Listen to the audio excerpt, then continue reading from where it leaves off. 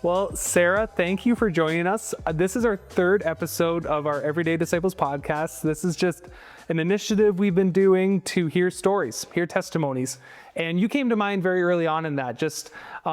We kind of know a bit about your story. And as we were organizing this, we thought we'd love to have you on. So thank you for being here. Thank you. And just to start, that's kind of my first question for us. Like, who is Sarah? Just give us a bit of a quick look into Sarah Reed. Yes, good question. My name's Sarah Reed, and I turned 30 this year, so I'm feeling a bit old. I'm almost there. Oh, yeah. And yeah, one of the most exciting things that's been happening recently is I've gotten engaged and we'll be getting married this August. So yeah, definitely a big part of my life.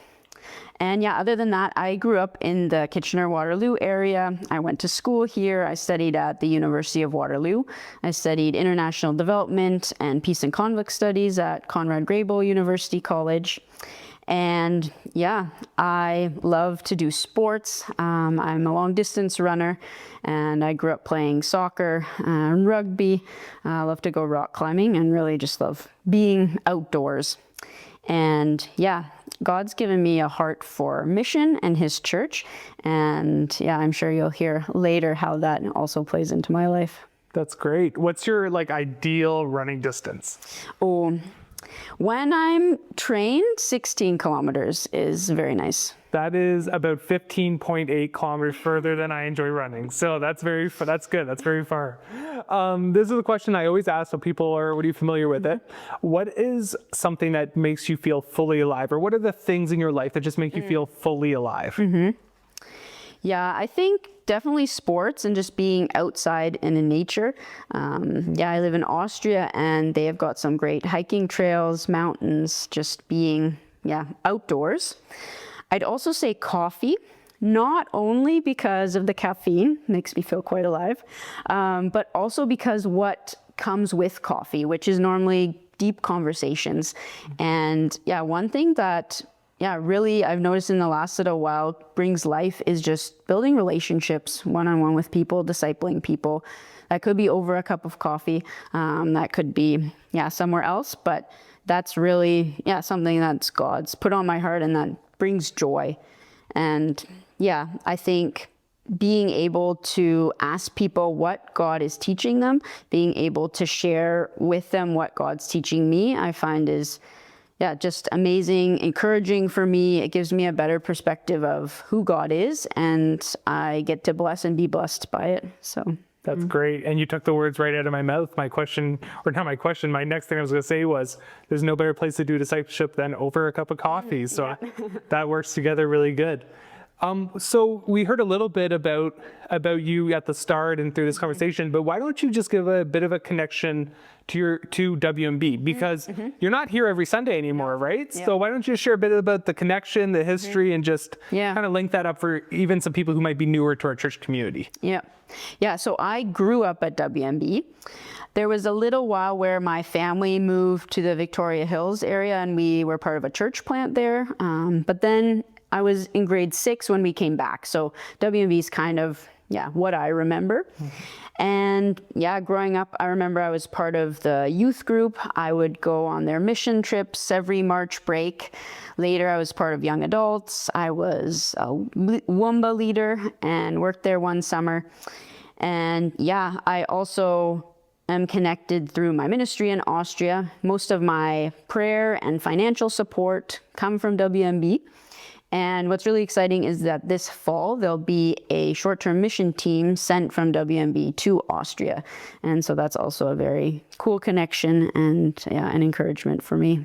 Yeah, that's very exciting that team came together and that we're able to partner with you in that. That's very exciting. So you shared a bit about your upbringing in the church, but why don't you just give us a quick insight? And I say quick because obviously we could hear that this could be an hour-long podcast, right? When we asked this question. But why don't you just share a bit about your faith journey?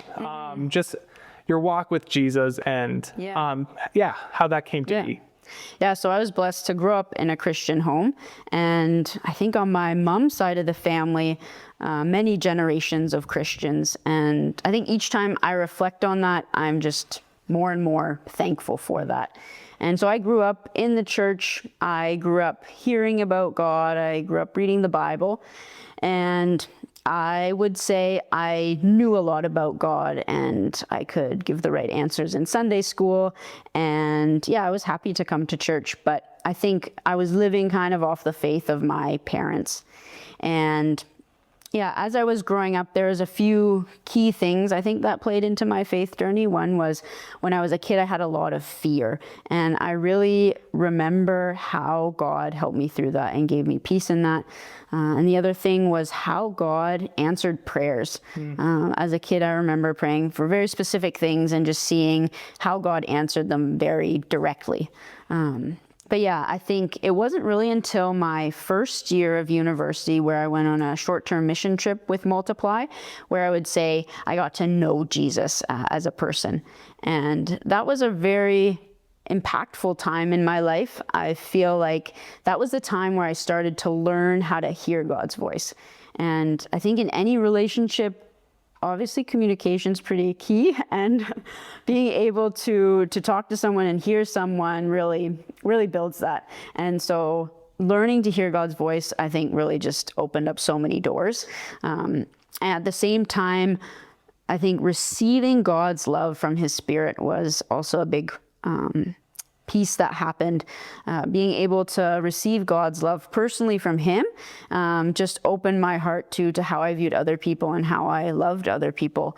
And on this mission trip I was going on, we went to Turkey, and I was just blown away by God's heart for the people there and His love for the people there in a Muslim country, and it surprised me.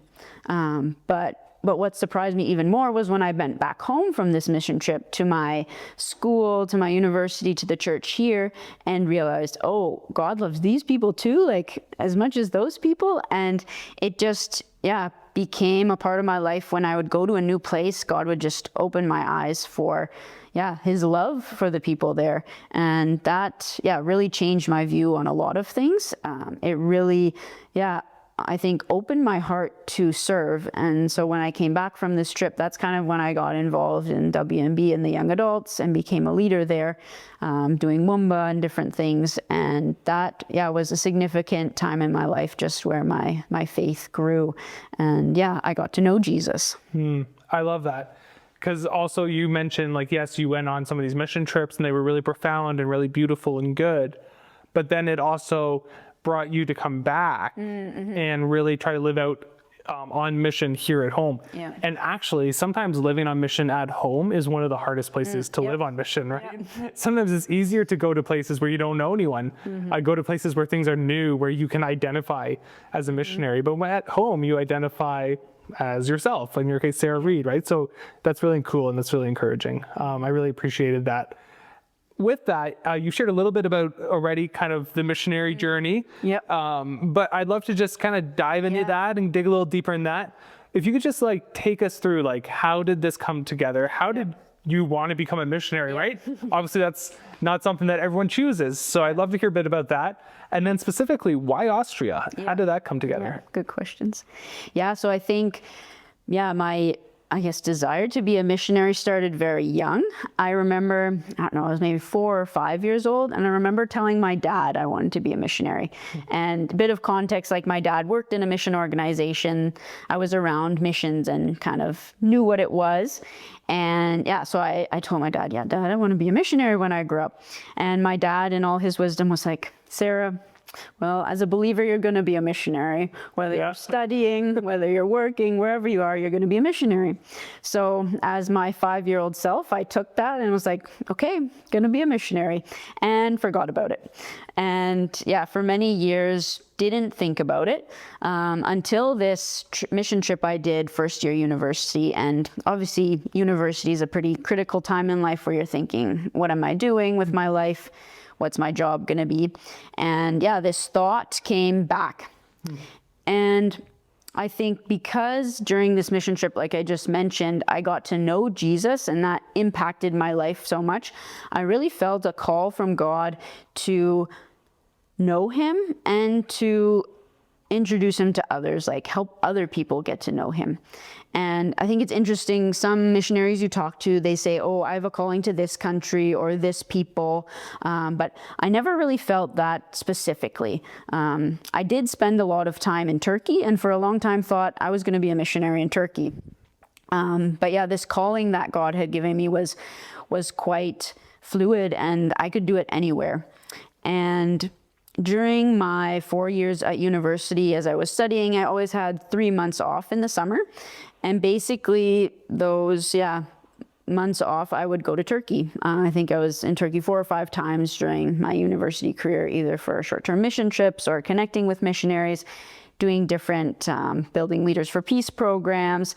And I was falling in love with these people and the country there. However, during those 4 years, there was repercussions from the war going on in Syria. There was millions of refugees flooding into Turkey. There was political unrest, an attempted coup, and the Multiply missionaries that were serving there at that time were getting kicked out. So I think the first trip I made, there was 5 families there from Multiply, and at the end there was only a couple. And it was becoming less and less plausible for me to stay there long term. And so what happened was, I think this was after I graduated even, I went on Multiply's longest short-term program, which is 8 months. And basically you get trained and then sent to a country for your assignment. And of course I wanted to go to Turkey, but unfortunately that wasn't possible for 8 months. I could only go for 3 months on a tourist visa. And so what had happened in between was one of the families that had been living in Turkey as missionaries actually got kicked out and moved to Austria in between. And so when I was looking for another assignment country, they were kind of like, hey, come to Austria, try it out. And I was like, sure, why not? It's relatively nearby. And basically what happened was this one missionary kind of wrote me a resume, like, Sarah's good at this and she can do this. And he just handed it out to all the MB churches in Austria. And was like, who wants Sarah for 3 months for an internship? And the church in Steyr, where I am now, said, yep, we want a missionary, like, send her over here. So I think I spent like a week with that other family, and then they just dropped me off and was like, see ya. And so then I spent these 3 months in Steyr working with the pastor there and the local church, and really felt at home in the culture. I think partly I have some grandparents who were born in Germany. I think my family's culture is very German. The city of Kitchener used to be called Berlin, like a bit of German influence here. And so I think I just felt at home. And at the same time, as I was saying, the options in Turkey were very limited, especially as a single female in a Muslim country. I started to realize the ministry I could do would be limited, and in Austria it was much more open. The other piece was that the church invited me back after those 3 months and was like, we'd love if you'd come back long term. That was a big piece for me. I didn't just want to go around and be like, oh, Austria's a beautiful country, nice food, schnitzel, and pick it myself, but there was an invitation. That was also really important. And then I think, other than lots of prayer and discernment with Multiply, my family, the home church, I think the other big piece was that throughout, I'd say, the past couple years before that, God had really been giving me a heart for the church. And I believe it was when I was in Austria during that first time that I had a picture from God, and he was inviting me to dance with him. And I don't like dancing, and so the first time I was like, no thanks, like, but it came up. Give me another picture, God. Give me another picture. Exactly, like, can't be going like on a long run or something, but no, it came back. And so the second time I was like, okay, I'll dance with you. And it just became a beautiful picture of a trusting relationship with God. And I don't know if you've danced before with a partner, but you need to be aware of what they're doing. Like, you have to be sensitive to their movements. Or else you were stepping on their feet. Exactly. You have to trust them. And I just felt God's invitation first for me to dance with him, but then also a bigger invitation of him inviting me to help teach the church how to dance, so that the church would be ready for the wedding day, that there would be a mature bride when Christ comes back. And that was just a beautiful picture. And as I was in Austria in this time, learning that Austrian ballroom culture is a big thing there. And I didn't know that. yeah, There you go. and just plays really well into this picture, as well as the history of the Catholic Church in Austria and the brokenness of that. But just this invitation to love the church, to work in the church, to help mature the church, and to invite the church to greater things. And that, just fit really well in Austria, and as well, just for my own heart. I love that. And he said so many really good, profound things there. So much we could go with that. One thing I love that you said there was the idea of calling too, and like wrestling through how calling can change. Right? I mean, that's a bit of my story. I thought specifically I was called to Quebec for a long time. And then honestly, if you would have asked me like 5 years ago, I would have said the last place I feel called to is Kitchener-Waterloo, right? Like that's exactly where I do not want to go. It is boring, right? Like I don't want to go there. And then sometimes God just works in those things and he changes your heart and he just says, no, just be faithful, right? Just be faithful to where I'm leading you. So I love that. One thing I'd love to hear is just like I said, this is a testimony podcast. It's a story podcast. We've been hearing your story, but do you have a story from Austria? Just something that God's been doing there that you could share with us? Yeah, I think in Austria, the first thing that comes to mind is just how God is uniting some of the churches together. And I don't know if you know any of the history of the church in Austria, but because the Catholic Church was so prominent, they were recognized by the government, and they, during the Reformation, then persecuted the Protestant church. And so for a long, long time, like the Mennonites or the Protestant church was seen like a sect or a cult. And it wasn't until 2013 when they became recognized by the government. Up until 2013, and even today, some people would still kind of, if they're true Catholics, they might see our church as a bit of like kind of on the edge, dangerous place to be. But through that, because the Mennonite church was so small, they decided to partner with the Baptist Church, the Pentecostal Church, a Romanian church, and I think the Union of Evangelical Churches to form what's called the Free Church. And as the Free Church, then they had enough members to be recognized by the government. And in Austria, it's also interesting, in the schools, children have to take either a religious course or an ethics course. In religion, you could take Catholicism or you could take Islam. And since 2013, now they can take a free church course. So that's a big thing. As well as when people go for hospital visits, they're just recognized by the government. They can go as a free church member, whereas before that wasn't possible. And this happened in 2013, but since then I really see this partnership continue. And so it was cool. Last fall there was a big evangelistic project in our area of Upper Austria, and basically these churches that were part of the Free Church and even also the Catholic Church came together to help run this campaign. And it was a campaign where they would make video testimonies of people sharing how they came to know Jesus in that region's dialect. And there was a whole bunch of promotional videos and posters, and we would meet as churches together to pray for this campaign. And that was really cool for me, just to network and get to know some of the other churches. One of the ladies I met is now kind of a mentor for me. I meet with her monthly, and that was a great connection just through these prayer evenings. And still we're continuing that. And it's just really cool to see, because we're so small, we realize we need help and we need to reach out to the broader community. And it's been really cool to see just how that partnership has worked. Whereas I think in many countries, when the church is so big, they don't have much to do with the other denominations. But I think it's a blessing for us there in Austria to experience that and to see how God is uniting his church. I love that. And you're basically saying too, we're on the same team, right? Mm-hmm. Like, how can God work through us together? So I that's really encouraging. I really love that. I think there's a lot for us even in Canada that we could probably learn from that, right? What it means to work together for the proclamation of the gospel and for the advancement of the gospel. So yeah, that's really encouraging. So my final question for you is, what is something recently, like the word testimony is like, right? Not just our past stories, but what is God currently doing in our life? What is something recently God's been doing in your life? Yeah. I think one of the things God has been challenging me with is trust. And I see, it's interesting, in the Austrian culture, there's a lot of mistrust between people, between God and people. And I think God's really been opening my eyes to that, and also challenging me personally with this idea of trust. And yeah, do I trust God with this? Like, when I'm worrying about that, am I really trusting God with that?